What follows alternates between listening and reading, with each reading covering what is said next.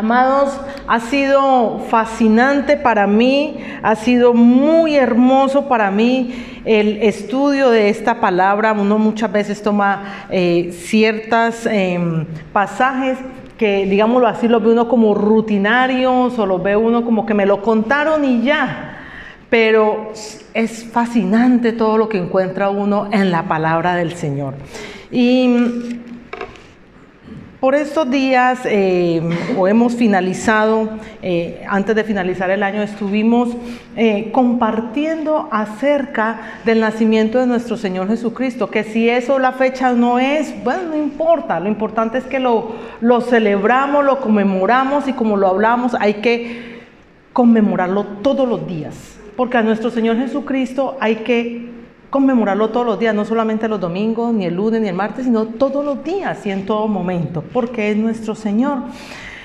Y hay algunos acontecimientos que sucedieron alrededor de la infancia de nuestro Señor Jesucristo, que valga la pena, no muchos quedaron registrados, son muy pocos los eventos de nuestro Señor Jesucristo que quedaron registrados de su infancia, de su niñez.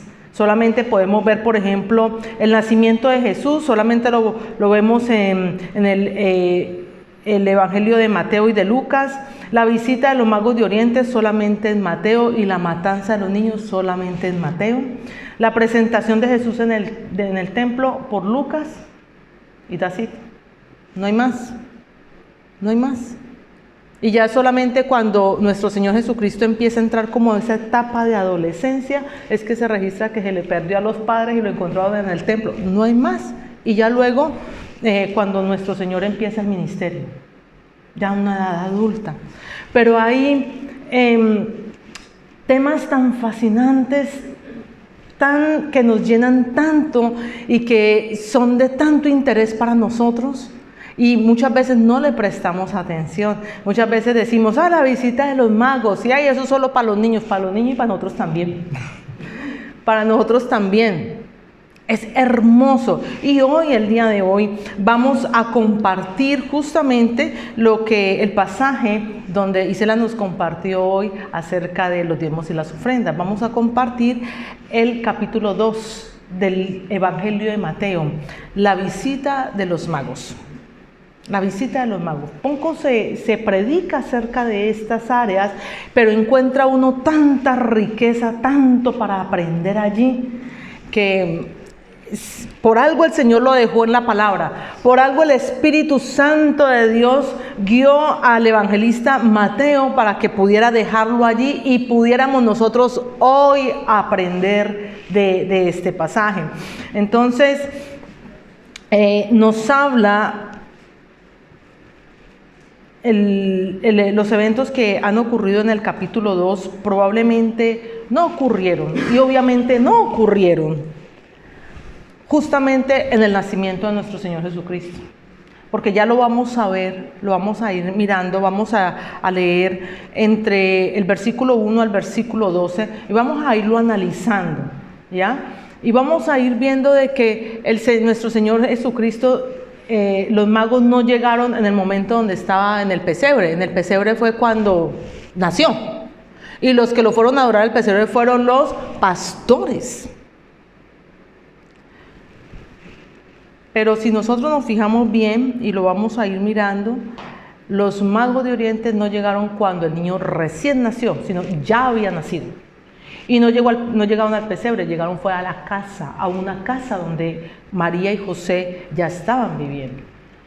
Y no se menciona a Jesús como infante, como recién nacido, se menciona ya como un niño, ya un poquito más grandecito, ¿ya? Entonces, si de pronto ustedes ven por ahí personas que han recreado el pesebre, el nacimiento, y han puesto los Reyes Magos ahí, usted le dice, venga, yo le voy a enseñar una cosa: los Reyes Magos no podían estar allí, porque están fuera de tiempo. Los magos llegaron después, ahí solamente en el pesebre, la adoración con los pastores, María, José y los animalitos, no había nadie más. ¿Ya? Entonces son cosas que de pronto tradicionalmente se ha tergiversado y salen muchas leyendas, muchas historias, pero lo que no esté registrado en la Biblia, pues no lo podemos tomar. ¿Ya? Entonces, ¿cuántos eran los magos? No sabemos. Mire que la palabra dice, la visita de los magos, no está diciendo cuántos. Lo que sí podemos deducir es que eran varios, porque está en plural. O sea, por lo menos más de uno. Si hubiera sido uno, decía la visita del mago. Pero dice los magos, por lo menos eran de 2 en adelante, ¿no? Entonces, en algún momento se ha tergiversado tanto que han dicho, no, es que eran 3. Algunos dicen, no, porque es que como eran 3 regalos, entonces eran 3. Por ahí otra leyenda dice es que como se sacaron cánticos navideños, entonces para que rime lo que hay ahí, entonces le pusieron el 3 para que rimara con toda la letra que iba. No lo sabemos, entonces todo el mundo, ya no es que son 3, algunos dicen son 4, por ahí dijeron que eran 12, no sabemos cuántos eran. Otra leyenda les ha puesto inclusive hasta descripción personal, no física, que el uno era morenito, que el otro era de barba larga, que el otro era alpino, que el otro era muy blanco, jovencito. La Biblia no lo dice, no lo sabemos. Sabemos que venían de una región del oriente, pero no sabemos exactamente su descripción personal. ¿Ya? Entonces, ¿quiénes eran? ¿Por qué el viaje tan de lejos? ¿Por qué se turbó Herodes? Aquí hay un punto bien importante que lo vamos a ver. ¿Por qué se turbó Herodes? ¿Y por qué se turbó con él Jerusalén? ¿Y cuál fue la reacción de los sacerdotes que estaban alrededor de Herodes?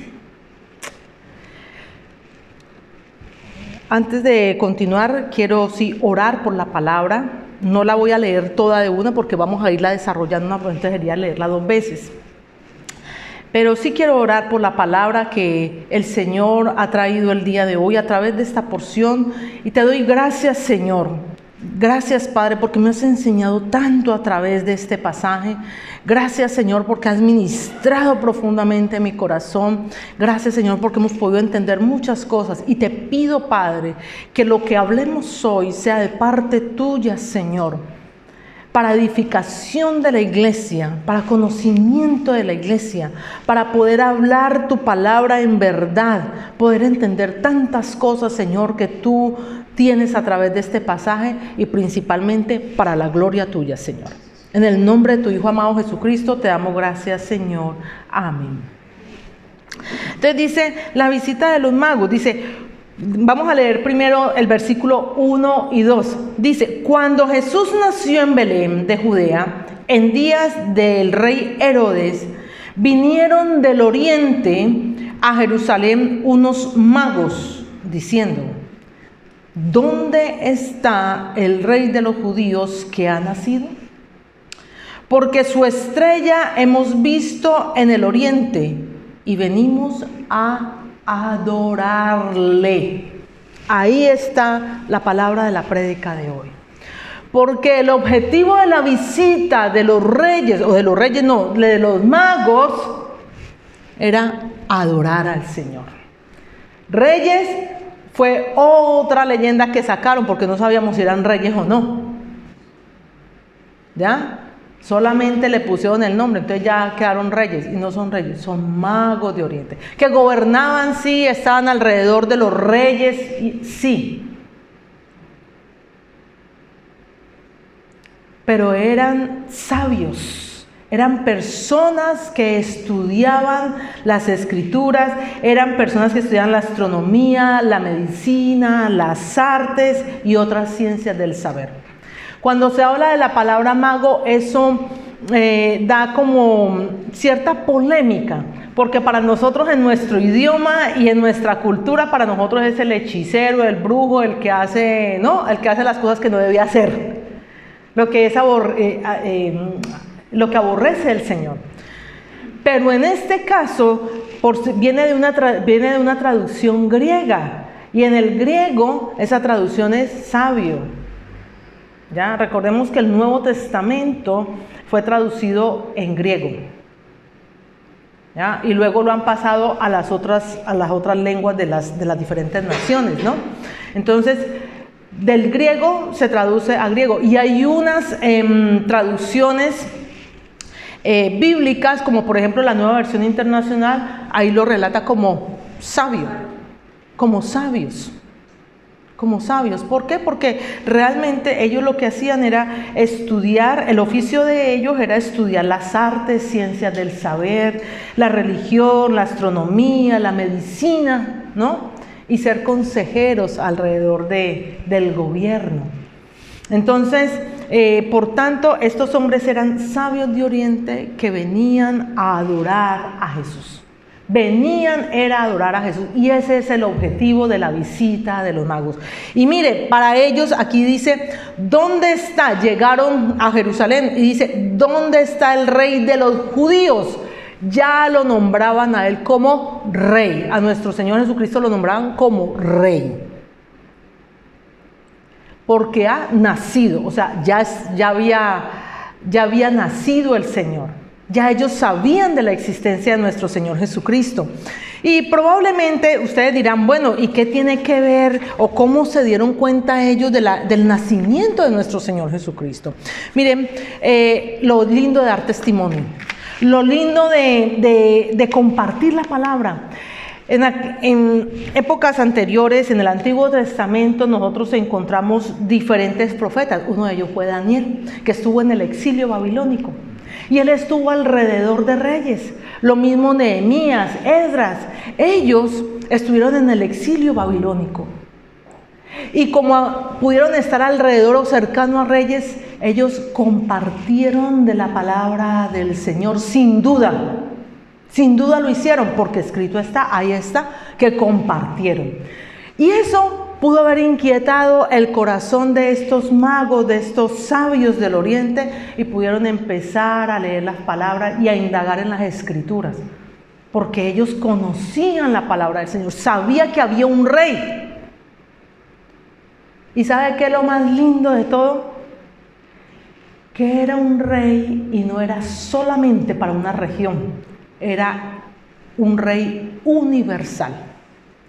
Un rey universal, porque ¿cómo es posible que unas personas, unos personajes de Oriente que están en sus países vengan desde tan lejos a adorar, postrarse y reconocer a Jesús como rey de los judíos?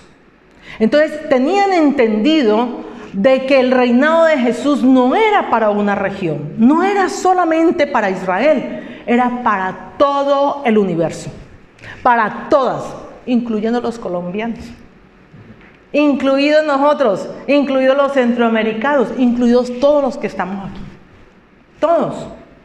El Señor nos iba a alcanzar a todos. Por eso el Señor, cuando asciende a los cielos, dice: id por todo el mundo, predicar el evangelio y hacer discípulos. ¿A dónde?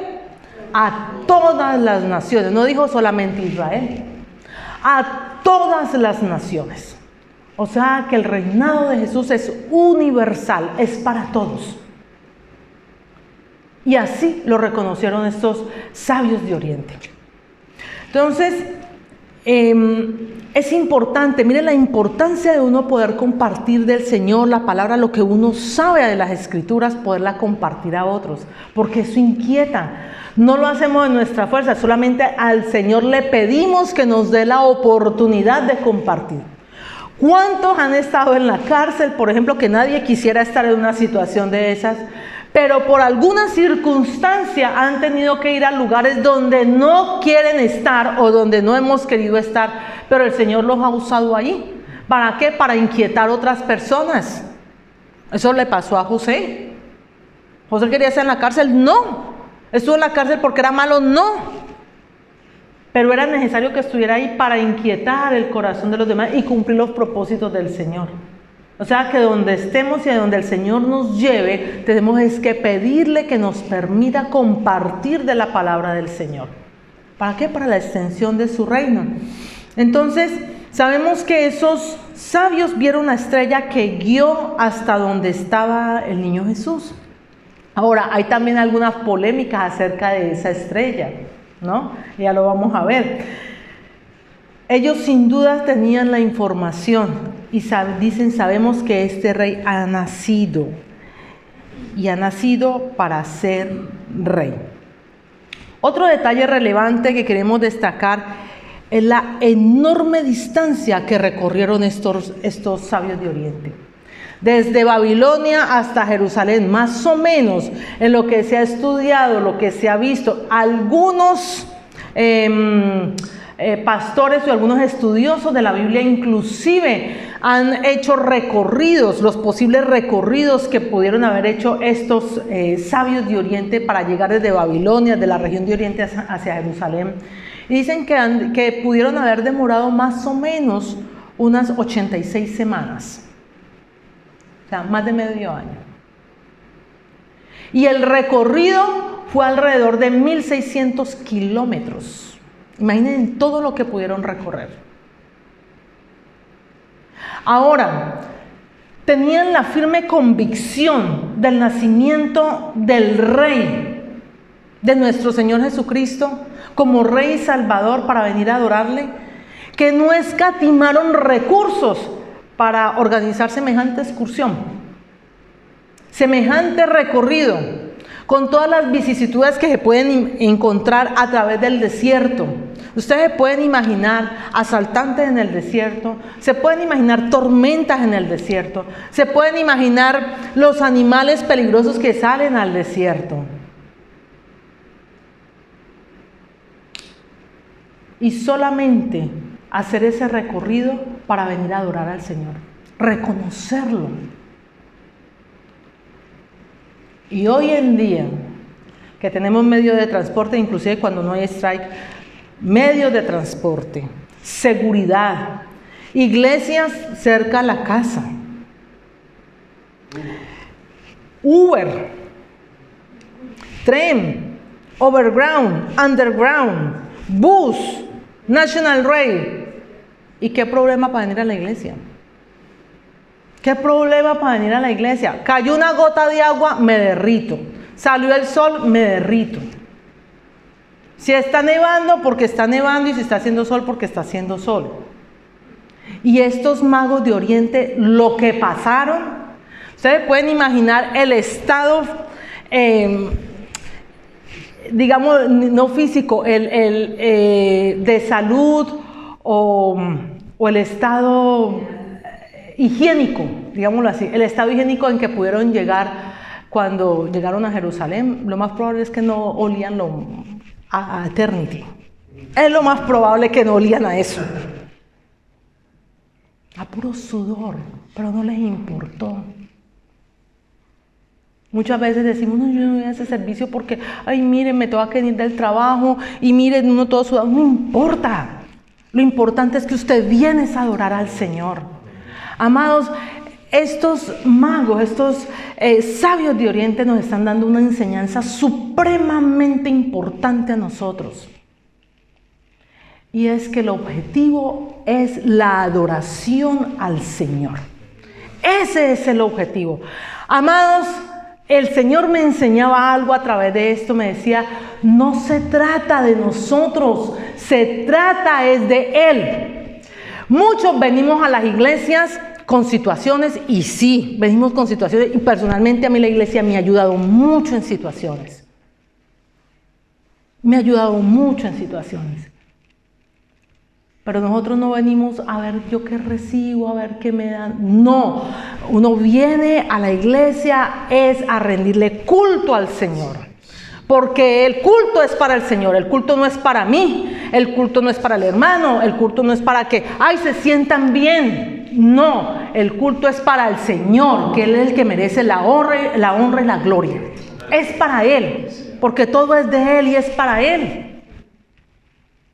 Entonces, ellos no escatimaron nada, ellos no escatimaron ningún recurso. Y estoy segura que de pronto en algún momento tuvieron que hacer algún recorrido caminando para poderle dar descanso a los camellos. Porque los camellos también se cansaban, ¿no? Entonces, Mire todo lo que ellos nos están enseñando a través de esa actitud que tuvieron. No, ellos no vinieron y dijeron, no, vengo a ver qué me da. Como es el rey y su reinado es universal y tiene una divinidad, a ver qué me da para que me dé el milagrito. No, venimos a adorarle. Y ese era el objetivo principal de la visita de los magos. Amén. Entonces, de igual manera, amados, nuestro mayor anhelo, nuestro mayor objetivo, cuando vamos a la casa del Señor, cuando vayamos a un servicio, no es para nosotros. Quisiera que nos lleváramos esto. No es por nosotros, por cada uno de nosotros, es para el Señor. La alabanza no es para los que estamos aquí, la alabanza es para el Señor. Cuando usted un hermanito le diga, ay, esa alabanza no me gustó, pues si no le gustó, pues no le gustó, no es para usted, es para el Señor. ¿Por qué es para el Señor? Porque somos nosotros los que le damos al Señor. Porque nosotros siempre esperamos el recibir. Pero nosotros, entendidos en la palabra, tenemos que saber que estamos es para darle al Señor. Tenemos que cambiar el switch. Es para dar, no para recibir. Lo demás viene por añadidura. Es para dar al Señor. Y bueno, pasamos a otro versículo. Dice, este me fascina, es impresionante esto. Dice, el versículo 3, dice, oyendo esto, el rey Herodes se turbó y toda Jerusalén con él. Cuando dice que Herodes se turbó, Herodes, valga la aclaración, Herodes era un título. Uno encuentra varios Herodes a través del Nuevo Testamento, uno encuentra varios Herodes. Y uno pensaría que es el mismo, no es el mismo Herodes. Son diferentes Herodes y cada uno en una época diferente. Herodes era un título que se le daban a los gobernantes, ¿ya? Era un título que se le daba a los gobernantes. Entonces, en esa época, cuando Jesús nació, estaba el rey Herodes el Grande. Así se llamaba, Herodes el Grande. Y ya vamos a ver. Entonces, cuando llega a oídos de Herodes el Grande, de que hay unos personajes de Oriente que vienen buscando al rey de los judíos para adorarles, inmediatamente su corazón se turba. ¿Por qué? Porque era el que estaba como rey gobernante en Israel. Y se turbó. ¿Por qué se turbó? Porque dijo, me van a quitar el trono, me van a quitar el gobierno. Y se turbó sumamente, ¿sabe por qué? Porque Herodes el Grande no era judío. Él era idumeo de la región de Edom. Hijo, si por favor me coloca, yo les traje un mapita aquí para que lo podamos entender. No sé si se puede agrandar un poquito. Entonces resulta y acontece de que esto era Israel en esa época cuando nació Jesús. Obviamente hoy es diferente. Pero miremos la región aquí de Judea. ¿Ya? Ahí era donde reinaba Herodes. La región donde era Herodes el Grande era de esta parte, mire. Aquí está el limitante, aquí está el límite hasta donde llegaba Israel. De aquí para abajo era otra nación, era Idumea, y aquí donde tengo esta crucecita era Edom. De ahí, de esta región, era de donde era Herodes. O sea, me lo dejas allí, por favor, no me lo vayas a quitar, hijo. O sea, que Herodes era un usurpador del trono, del gobierno de Israel. Y ya para que podamos entender esto, de cómo se turbó, por qué se turbó y por qué se turbó toda Jerusalén, ustedes me van a permitir que yo les pueda contar unos apartes históricos para poderlo entender. Si no, no lo vamos a entender. Resulta que en el año 63 a.C., los romanos invadieron o tomaron Judea, o sea, esta parte que está arriba de Edom, esta parte. Ellos invadieron esa parte, la tomaron para ellos. Y en esa época, en Idumea, estaba como gobernante el papá de Herodes, que se llamaba Antípater, así se llamaba. Y él, aprovechando, era un hombre muy astuto, y por aprovechar el favor de los romanos, aprovechando el favor de ellos, los romanos lo nombraron gobernador de Judea, Antípater. O sea, lo mandaron para Israel a que empiece a gobernar Israel. Años más tarde, con ese poder que tenía Antípater, nombró a su hijo Herodes, lo nombró gobernador de Galilea. O sea, Antípater empezó aquí. Si me bajas un poquito, por favor, hijo, el mapa. Herodes empezó aquí y luego a su hijo cogió y lo mandó a gobernar a esta parte, aquí, al norte. O sea, trataron de coger todo Israel. ¿Ya? Años más tarde, gracias, hijo, años más tarde, el emperador Augusto, romano, nombró a Herodes como gobernador de todo Israel. Lo nombró gobernador de todo Israel.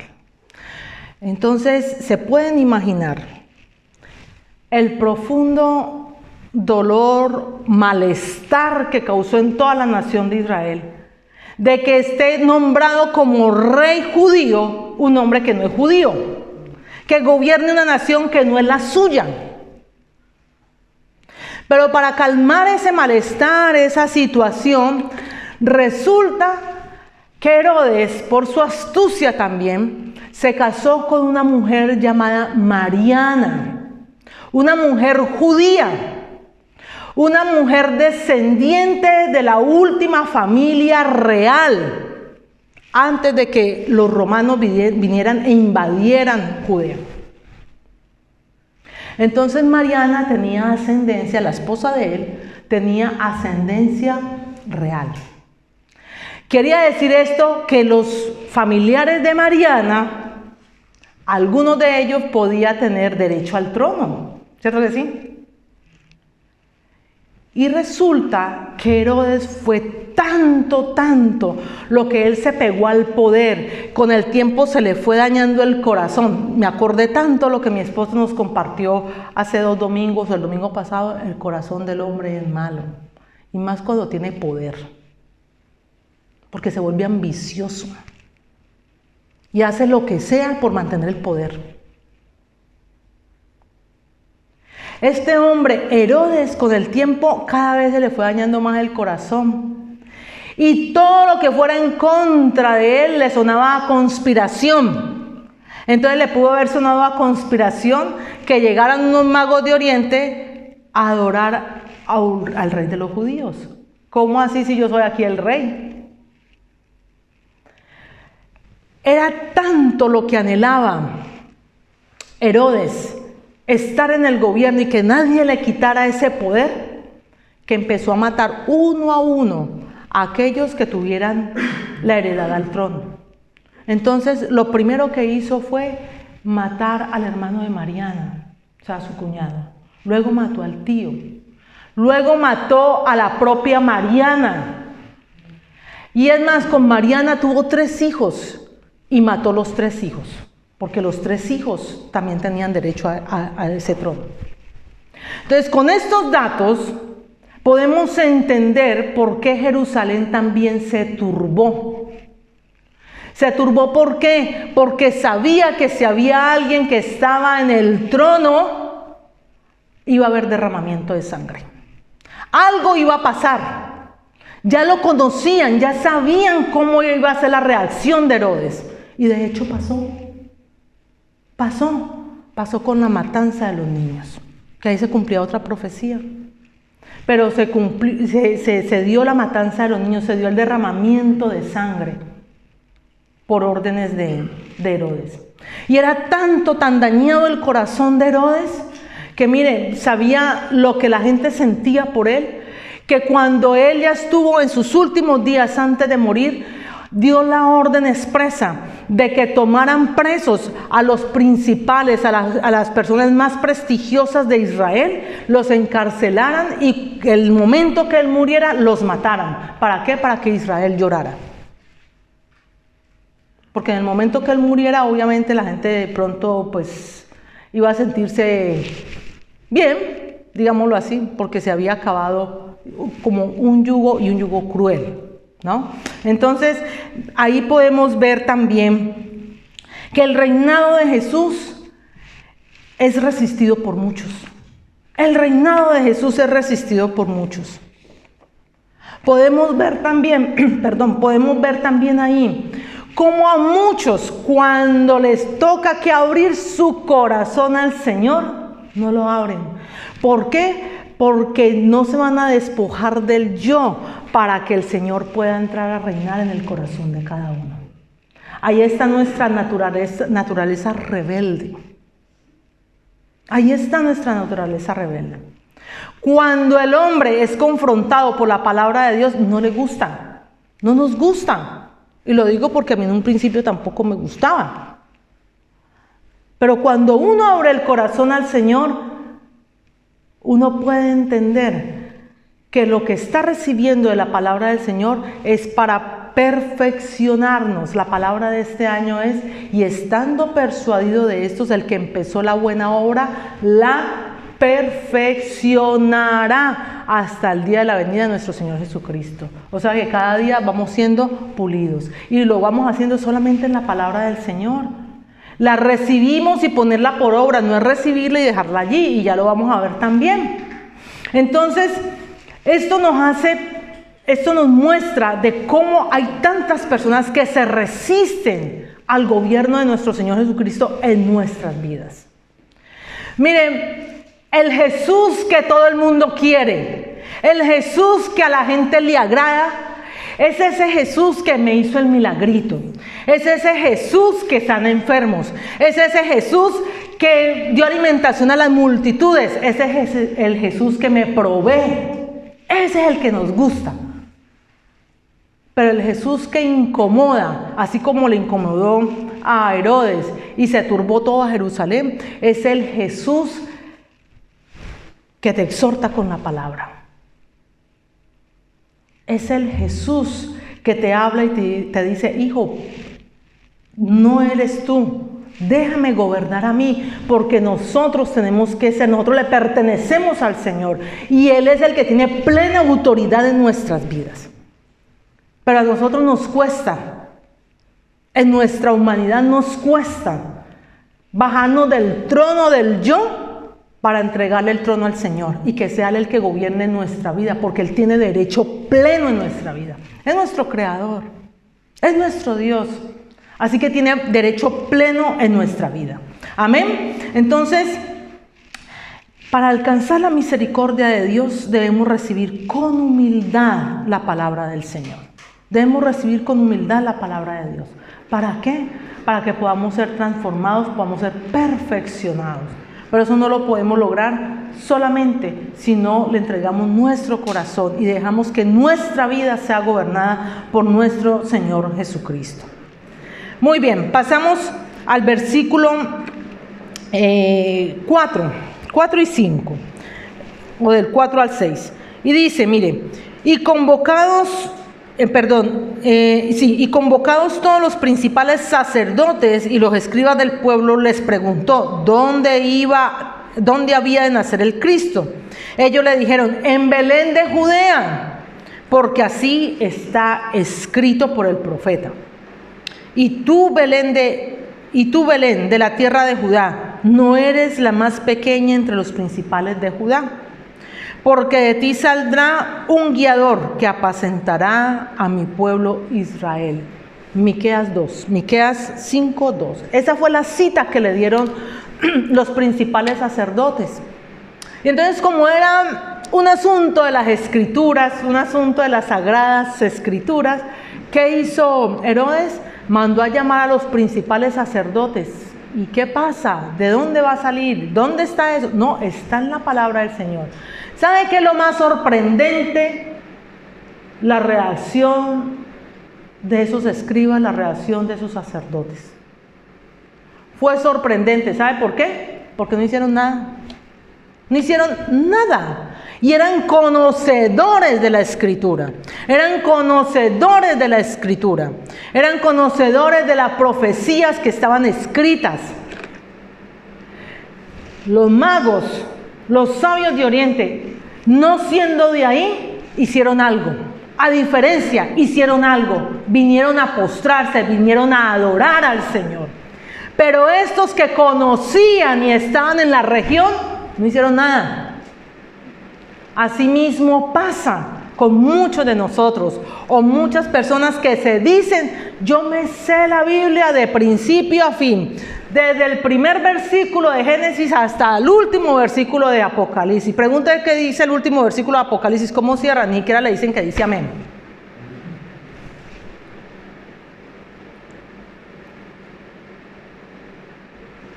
Conocimiento, pero no sabiduría. Sabio es una persona que actúa de acuerdo a la palabra del Señor. Sabio es una persona que pone la palabra de Dios por obra. Ahí usted encuentra una persona sabia. Pero usted ve personas que se saben la Biblia y se la recitan y le dan los pasajes, las citas bíblicas y todo, pero usted ve sus vidas que la gloria de Dios ni la presencia de Dios la ve por ninguna parte. Porque en el solo comportamiento para dar testimonio a otro, usted no lo ve.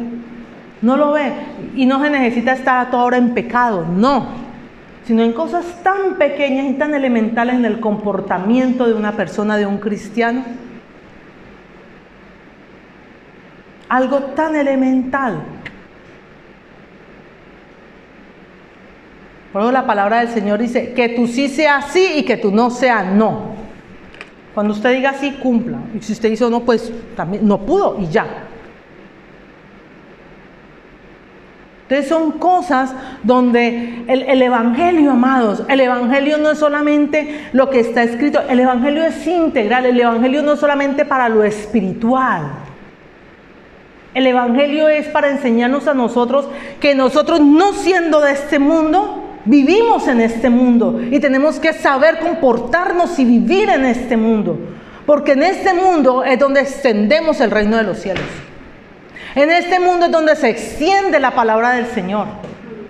¿Y cómo la vamos a extender? Con el comportamiento de nosotros, con el testimonio que nosotros demos. De otra manera no se va a poder. De otra manera, hablar la palabra, decirla, recitarla, pero no hacerla, eso es poner en vergüenza al Señor. Es ponerlo en vergüenza. Y de las cosas que nosotros tenemos, que el Señor nos libre, y pedirle al Señor es que nos permita que no lo dejemos en vergüenza, sino que por el contrario, en cada momento nosotros podamos glorificar al Señor. Amén. Entonces, muchos pueden utilizar la palabra hoy en día, muchos la utilizan para beneficio propio. Muchos lo utilizan para llenarse en los bolsillos, aprovecharse de la buena fe de los demás. Muchos la utilizan para ganar beneficios del hombre, de otras personas, no de Dios. Y nosotros no estamos para agradarle al hombre. Si todavía le agradáramos al hombre, no seríamos siervos de Dios. Nosotros no estamos para agradarle al hombre, estamos para agradarle al Señor. Amén. Muy bien. Entonces, mire lo que nos va mostrando este pasaje. Lo que nos va mostrando, la indiferencia. No hicieron nada. En lugar de salir corriendo, bueno, nació, ¿dónde está? Venga, yo me uno a ustedes, caminen, vamos, y yo también le adoro. ¿No? Les importó más el rey. Quedarse ahí con el rey Herodes, mitigando su soberbia, su rabieta, para que no fuera a pasarle nada. Pero lo principal era ir a adorar al Señor. Vamos entonces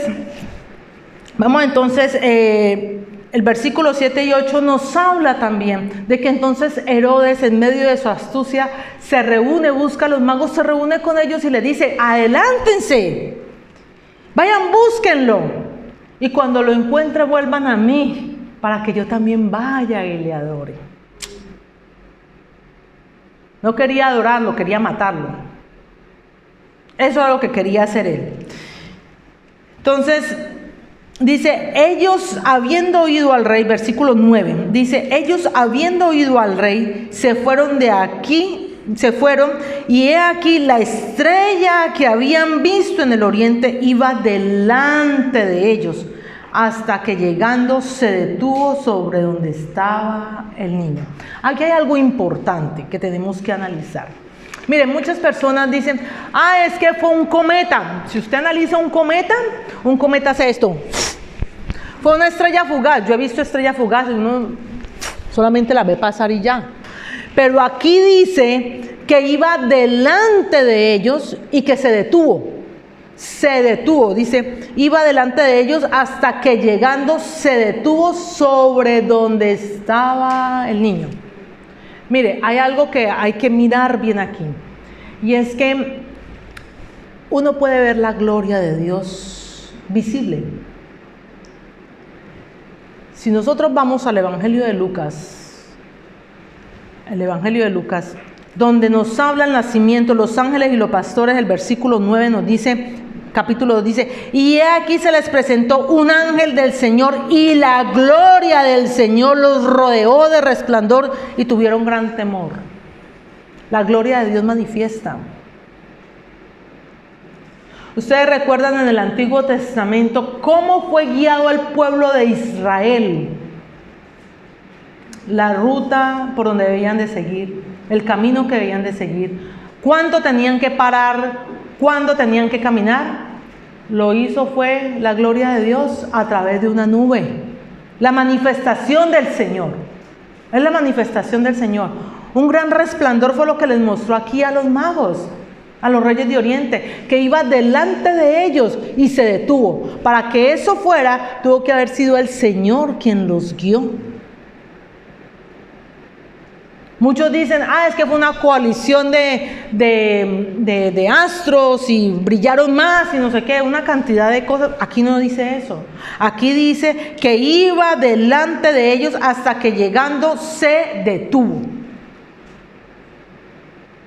Y lo más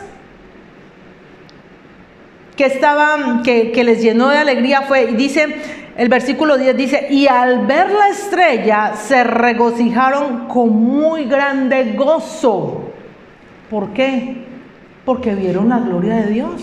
El Señor recompensa a aquellos que esperan. Mire, los personajes de Oriente pudieron haber pasado muchas situaciones, muchos inconvenientes, llegar a Jerusalén y ver los sacerdotes que ni siquiera ellos se mosquearon, digámoslo así, a ir a ver al Señor, a irlo a adorar, ver cómo Herodes está como con esa sed de que bueno, me van a quitar el trono, y llegar y bueno, no sabemos dónde está, pero el regocijo fue que el Señor los guió. Así mismo pasa con nosotros, amados. Nosotros tenemos que ser guiados por el Espíritu Santo de Dios. Y el Señor siempre recompensa a aquellos que en Él esperan. Siempre. Por eso dice que ellos se regocijaron, se llenaron de mucho gozo. Cuando ellos llegaron, la estrella paró ahí donde estaba el Señor, porque les mostró dónde estaba. Había muchas casas, pero esa estrella iba delante de ellos y paró y les mostró dónde estaba el niño. Gran gozo, gran alegría saber de que ellos pudieron lograr el objetivo que se habían propuesto. Pero ¿quién los guió? El Señor. ¿Quién los guió? El Señor. Nadie más. Eso nos enseña que nosotros solo somos guiados por el Señor. Lo que nosotros hagamos en nuestras fuerzas fracasa. Hay que aprender a esperar. Hay que saber esperar en el Señor.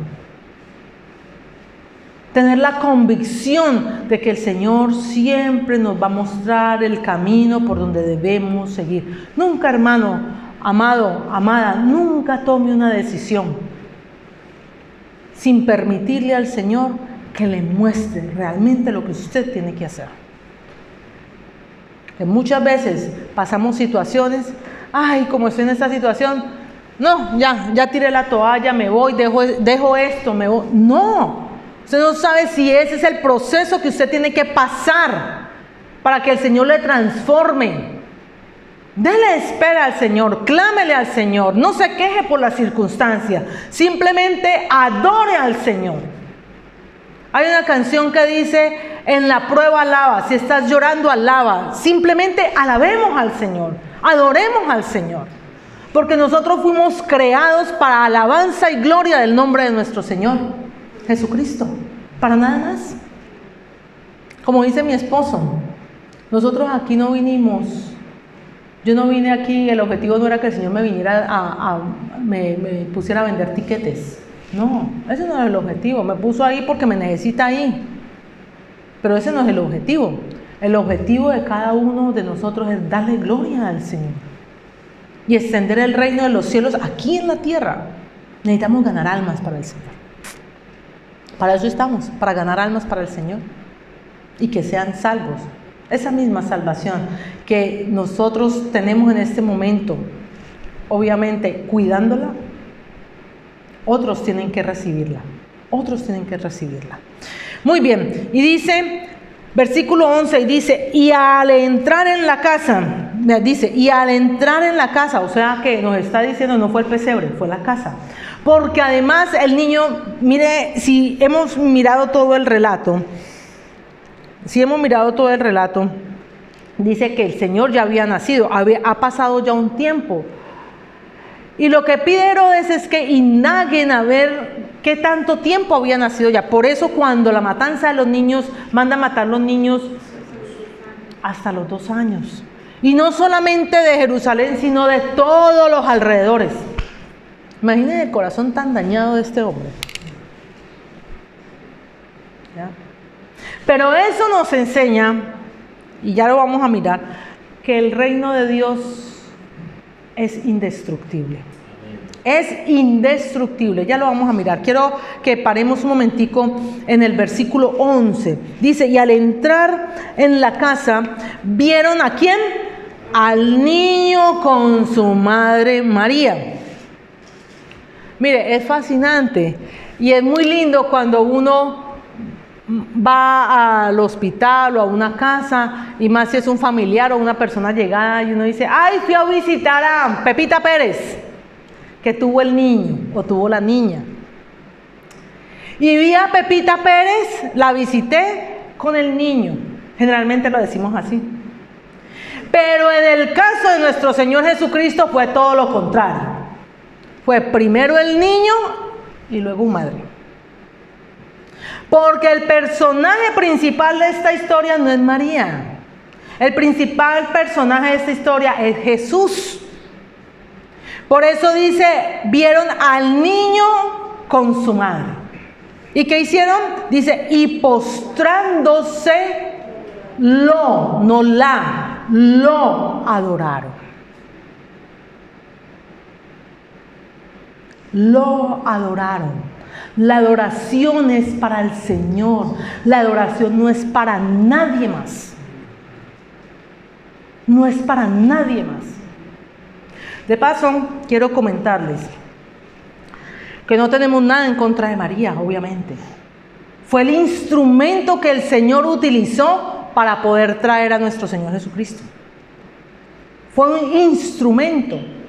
María es una pecadora redimida, igual que cualquier héroe de la fe que encontramos en la Biblia. Que nos deja enseñanzas, sí, pero a ella no se le adora. No se le adora. Al que se adora es a Jesús,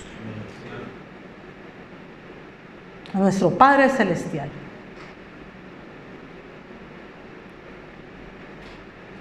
Y en eso queremos insistir, en ese mensaje. En ese mensaje.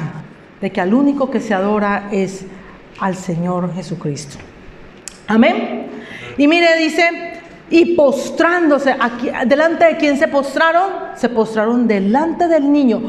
Unos hombres que vienen de Oriente, que se codean con los gobiernos, con los reyes de todas las naciones. Y vienen y se postran delante de un niño casi de 2 años para adorarlo como rey.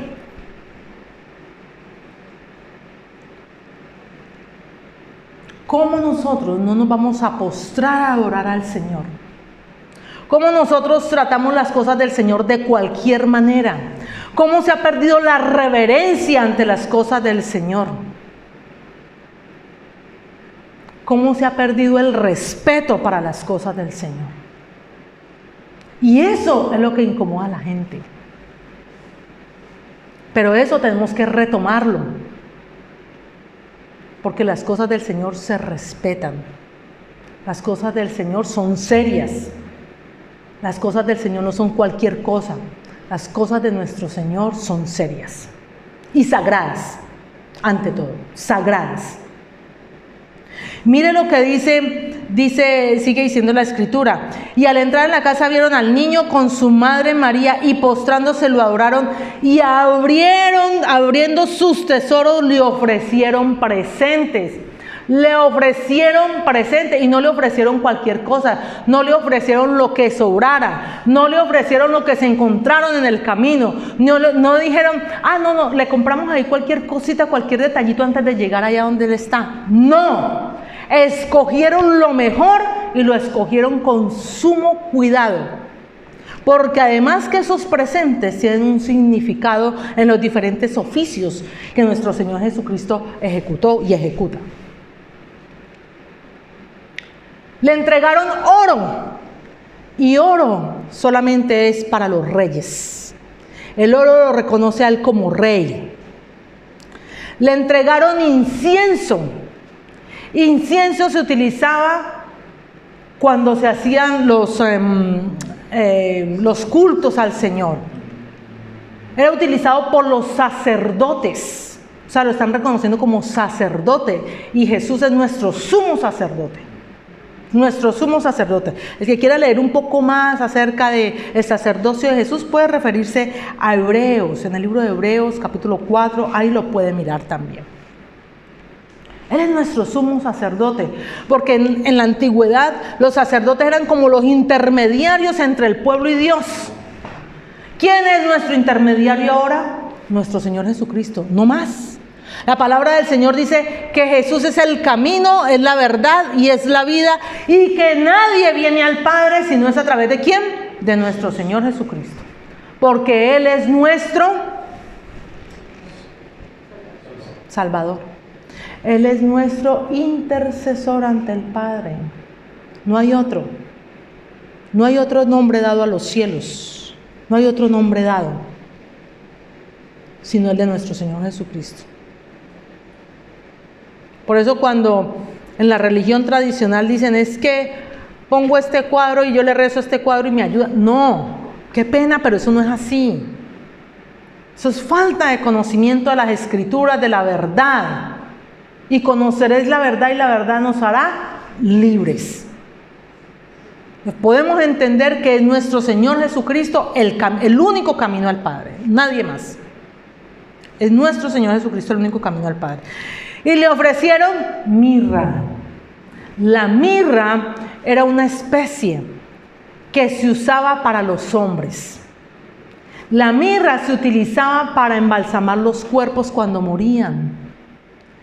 Y eso estaba diciendo que el cuerpo de nuestro Señor Jesucristo iba a ser entregado para salvar a toda la humanidad, a los que lo reconocemos como nuestro Señor y Salvador. La mirra también era usada como analgésico, nos lo compartía nuestra hermana Isela. Era utilizada como analgésico, lo mezclaban con vino para darle a aquellas personas que eran sentenciadas a muerte, para que no sintieran el dolor, para que pudieran llevar su sufrimiento. A nuestro Señor Jesucristo se lo ofrecieron. pero él no lo recibió. No lo recibió.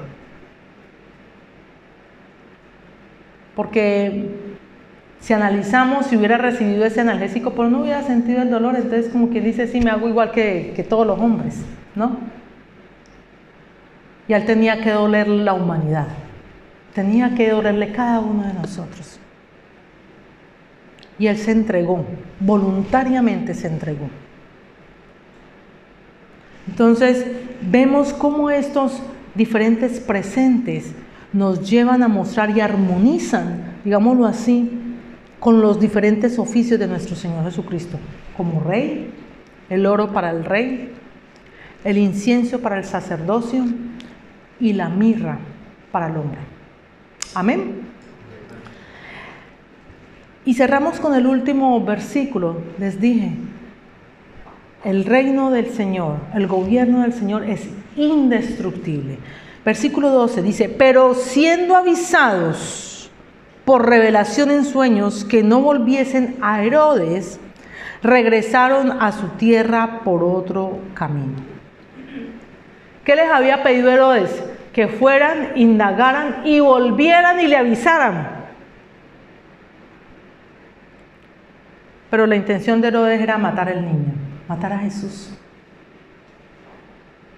Pero el Señor les reveló en sueños, les fue revelado en sueños de que se fueran por otro camino. Luego le fue revelado a José en sueños también. Que valga la aclaración también dice, si vemos el pasaje que sigue, dice, y se le apareció después el ángel del Señor en sueños a José y le dijo, levántate y toma al niño y a su madre, siempre primero el niño y luego la madre, y vete para Egipto, y acontecerá que Herodes buscará al niño para matarlo. Y despertando José tomó de noche al niño y a su madre. El personaje principal siempre va a ser nuestro Señor Jesucristo.